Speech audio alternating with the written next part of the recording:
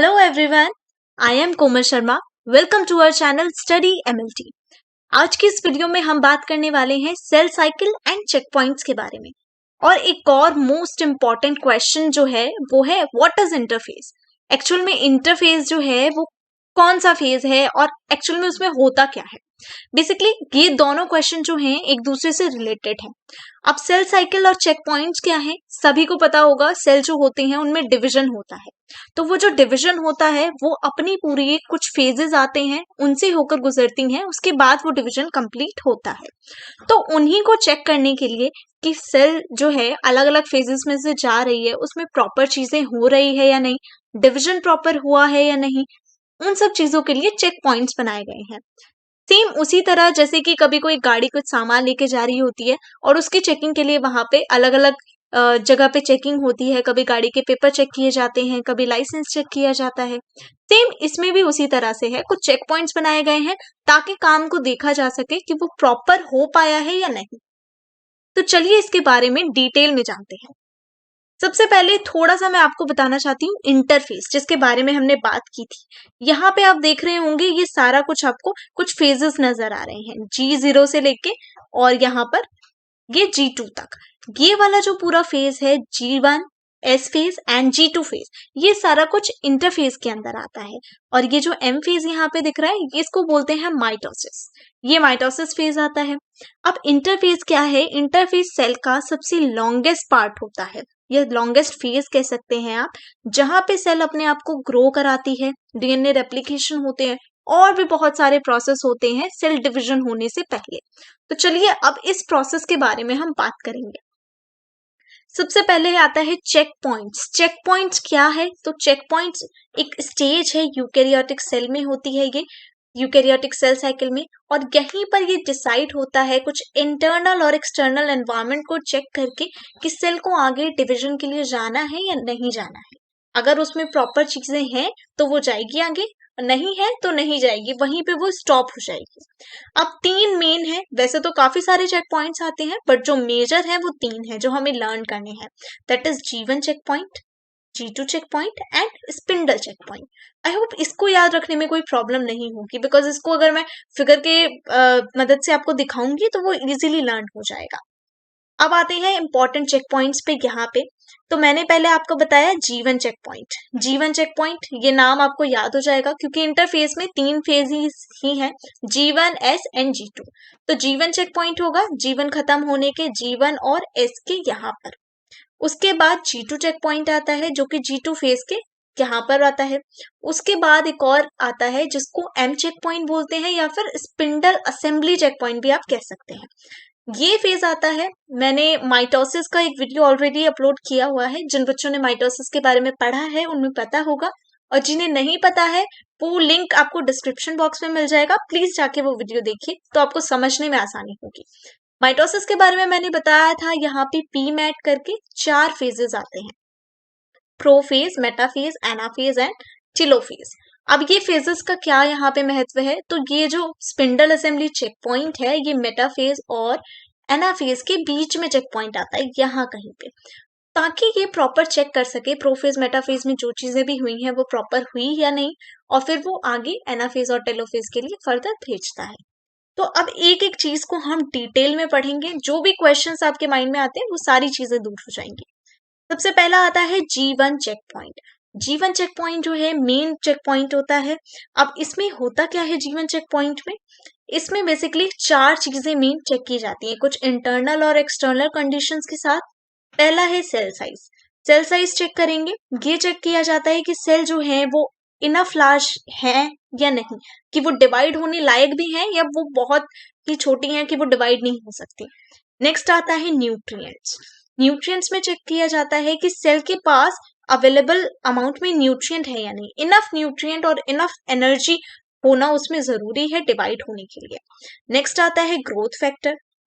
अब growth factor क्या है? ग्रोथ फैक्टर ये है कि वहां पे कुछ कुछ चीजें प्रेजेंट होती हैं सेल के डिवीजन के लिए, जैसे कि सेल कुछ अलग से ग्रोथ फैक्टर्स होते हैं सेल में जो उनको डिवाइड करने में हेल्प करती हैं, तो उनकी प्रेजेंस है या नहीं. और नेक्स्ट आता है डीएनए इंटीग्रिटी या डीएनए डैमेज. अब डीएनए डैमेज में बेसिकली हम यही चेक करते हैं कि डीएनए कहीं से डैमेज तो नहीं है, क्योंकि G1 चेक पॉइंट के बाद जो है सेल वो एस फेज में जाएगा, ये वाला उसका DNA synthesis phase S phase में जाएगा।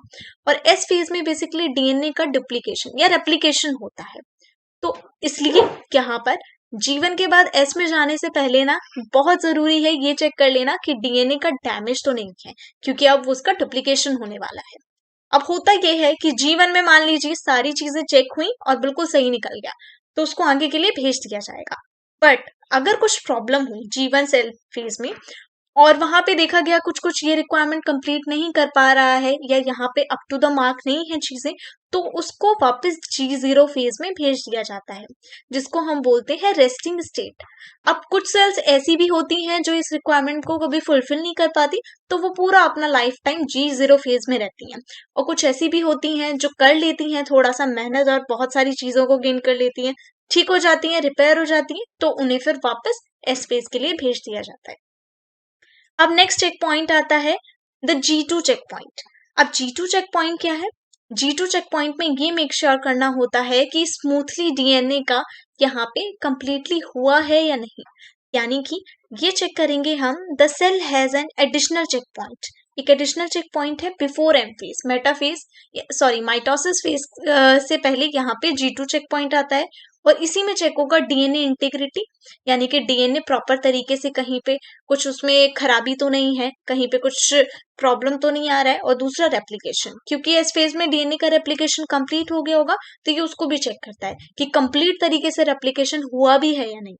अब यहाँ पे भी ऐसा होता है, हो गया है तो आगे जाएगा, नहीं होगा तो फिर से सेल जो है अगर एरर डिटेक्ट होगा, डैमेज या कोई एरर आएगा, तो सेल में यहाँ पे जो होते हैं कुछ चीजें होती हैं जो उसको रोक लेती हैं, सेल साइकिल हॉल्ट हो जाती है वहीं पर और उसको चेक किया जाता है। अगर डीएनए रेप्लिकेशन में प्रॉब्लम है तो उसे वापस से ठीक किया जाएगा, डीएनए डैमेज है तो उसको रिपेयर किया जाएगा।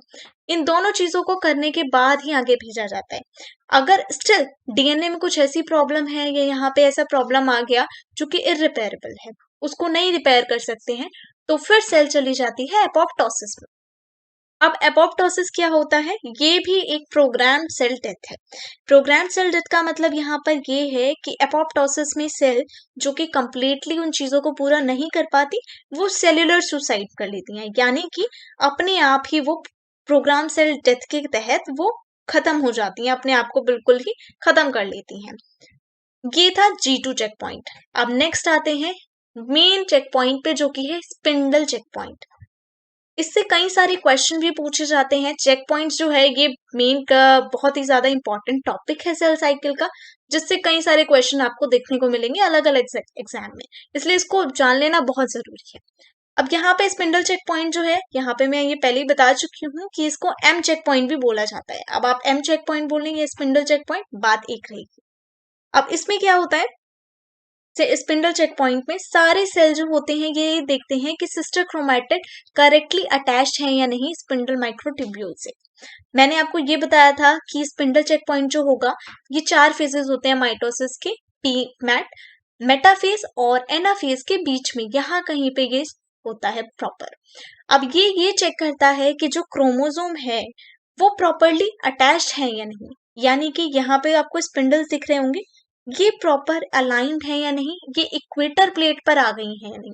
क्योंकि अगर ये इक्वेटर प्लेट पर नहीं आएंगी ना तो ये पूरी तरह से स्प्लिट नहीं हो पाएंगी, और अगर ये स्प्लिट नहीं होंगी तो आगे जो एनाफेज में जो स्टेप होना है वो इरिवर्सिबल स्टेप होता है, वापस वो ठीक नहीं हो पाएंगी और वो आगे प्रोसीड होगा ही नहीं एनाफेज और टेलोफेज के लिए। इसलिए यहाँ पे ये चेक किया जाता है कि यहाँ पर पूरी तरह से वो अलाइंड है या नहीं है, और दोनों अलग अलग ऑपोजिट पोल्स की तरफ, जैसे कि यहाँ पे हम मान लेते हैं नॉर्थ पोल और साउथ पोल की तरफ, पूरी तरह से वो दोनों जो है अलग अलग ऑपोजिट पोल पे स्पिंडल फाइबर प्रेजेंट है या नहीं। ये पूरा था स्पिंडल चेक पॉइंट के बारे में। अब स्पिंडल चेक पॉइंट्स के साथ साथ ही ना यहाँ पे कुछ चीजें होती हैं जो इसको हेल्प करती हैं आगे चेक करने में। पहले थोड़ा सा एक बार रिकॉल कर लेते हैं। 3 चेक पॉइंट के बारे में हमने पढ़ा, G1 checkpoint, G2 checkpoint and metaphase checkpoint या फिर स्पिंडल चेक पॉइंट। G1 में चेक किया हमने nutrients, growth factor, DNA damage, size, इन चारों चीजों को मेन चेक किया। वैसे इन चारों चीजों के अलावा भी बहुत सारी चीजें होती हैं जिनको चेक किया जाता है, बट ये चार मेजर होती हैं। अगर G1 में ये फुलफिल नहीं करेगा तो ये G2 फेज में चला जाएगा, जो कि रेस्टिंग स्टेट होगी। अगर रेस्टिंग स्टेट से पार हो गया, इसने फुलफिल किया, तो ये आगे भेजा जाएगा, डीएनए सिंथेसिस होगा इसका, फिर ये G2 फेज में जाएगा। G2 फेज में कंप्लीटली रेप्लिकेशन प्रोसेस पूरा हो जाएगा और M फेज में जाने से पहले, यानी कि डिवीजन होने से पहले, G2 चेक पॉइंट पे हम देखेंगे सेल का साइज, डीएनए रेप्लिकेशन प्रॉपरली हुआ है या नहीं, डीएनए इंटीग्रिटी कैसी है। फिर उसके बाद मेटाफेज में जब वो जाएगा तो मेटाफेज और एनाफेज के बीच में एक चेक पॉइंट आएगा, उसको बोलते हैं स्पिंडल चेक पॉइंट, और वहीं पे देखते हैं हम स्पिंडल अटैचमेंट प्रॉपर इक्वेटर पे, यानी कि बीच में अलाइन है या नहीं। अब इनको चेक करने के लिए ना बहुत तरह के प्रोटीन्स होते हैं जो कि हेल्प करते हैं, हमारी इस पूरे चेक पॉइंट्स में हेल्प करते हैं देखने के लिए कि प्रॉपर तरीके से काम हो रहा है या नहीं। कुछ प्रोटीन्स के नाम आप याद कर लीजिए क्योंकि वो बहुत ज्यादा इंपॉर्टेंट होते हैं। साइक्लिन होता है, जैसे कि साइक्लिन जो है वो मोस्ट इम्पॉर्टेंट है सेल साइकिल रेगुलेटर के लिए, और सीडीके, ये कुछ चीजें हैं प्रोटीन, ये सारी हेल्प करती हैं अलग अलग जगहों पे कि ये प्रॉपर हुआ है या नहीं। क्योंकि ये काम कौन देख रहा है, ये काम भी कुछ ना कुछ सेल हैं, अलग तरह के प्रोटीन्स हैं, वो सब ये काम चेक कर रहे हैं, और अगर नहीं होता है तो वो फिर दूसरे प्रोटीन के पास भेज देते हैं, फिर वो अपना काम करता है। तो जैसे कि साइक्लिन हो गया, सीडीके हो गया, एपीसी हो गया, ये अलग तरह के प्रोटीन इनकी हेल्प करते हैं, तभी ये कंप्लीटली पूरी तरह से सेल डिविजन हो पाता है। आई होप इस वीडियो के माध्यम से आपको ये सेल चेक पॉइंट, जो एक बहुत ही ज्यादा डिफिकल्ट टॉपिक लगता है बच्चों को, वो इजिली समझ में आया होगा। So if you like this video, don't forget to subscribe the channel. Thank you.